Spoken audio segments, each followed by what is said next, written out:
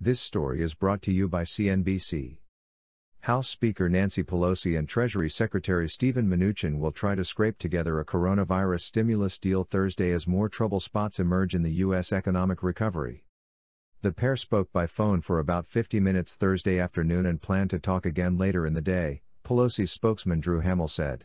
They aim to clarify both the amount of money to put into a potential bill and the language of the legislation, but distance on key areas remain, he said.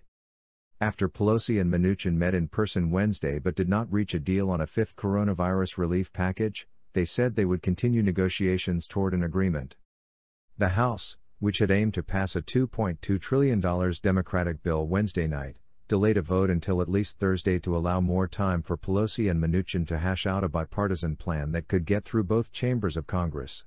Senate Majority Leader Mitch McConnell has opposed the Democratic legislation, meaning it likely will not get through the Republican-led chamber. Pelosi sounded frustrated and fired up when talking about the state of the discussions during a Democratic whip conference call Thursday morning, a source who was listening told NBC News. The speaker said the GOP does not share our values or want to put what she sees as needed money into state and local governments and health care, the source said.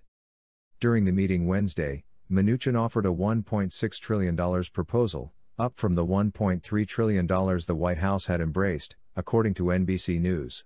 It includes $250 billion for state and local government relief, $400 per week in extra unemployment benefits, $150 billion for education, $75 billion for COVID-19 testing and contact tracing, and $60 billion for rental and mortgage assistance, NBC reported.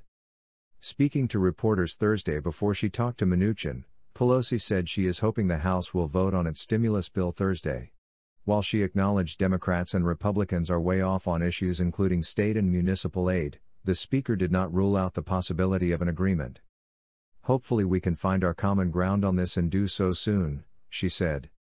The effort to revive aid discussions follows weeks of pessimism about Congress' ability to boost the U.S. economy and healthcare system before the November 3 election. Lawmakers have not approved new relief funds in months as Democrats and Republicans wrestle over how to structure a package. The outbreak continues to spread across the country. The U.S. has seen a 7-day average of nearly 43,000 daily new cases. At the same time, many workers and businesses are floundering as restrictions designed to slow the pandemic remain in place. Initial jobless claims dipped to 837,000 last week, a level still higher than anything seen in recent American memory before shutdowns in March.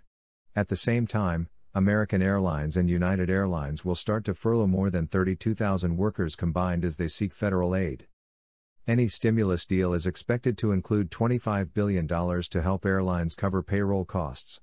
White House Press Secretary Kayleigh McEnany said Thursday that the Trump administration would consider a standalone airline bill, though Pelosi has repeatedly rejected anything other than a comprehensive relief package.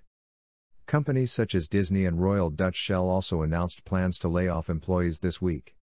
Democrats and Republicans could have a difficult time bridging broad disagreements over how best to respond to the crisis. On Wednesday, McConnell said the sides are very far apart. Among the differences, Democrats have pushed for more than $400 billion in state and municipal aid, higher than the $250 billion offered by the White House. They have also sought to reinstate the extra jobless benefit at $600 per week, as opposed to the $400 put forward by the Trump administration. Republicans also want liability protections for businesses, which Democrats oppose. Vulnerable Republicans and Democrats up for re-election in November have agitated for their party leaders to take some kind of concrete action to respond to the crisis. Before her call with Mnuchin on Thursday, Pelosi downplayed the prospect of passing a more targeted plan, as some House Democrats have urged her to do. Isn't something better than nothing? No, she said. Pelosi denied that the current round of talks is the last chance to pass relief before Election Day.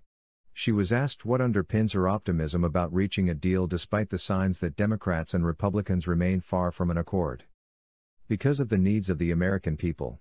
I just think at some point they'll have to know that the American people have these needs, Pelosi said.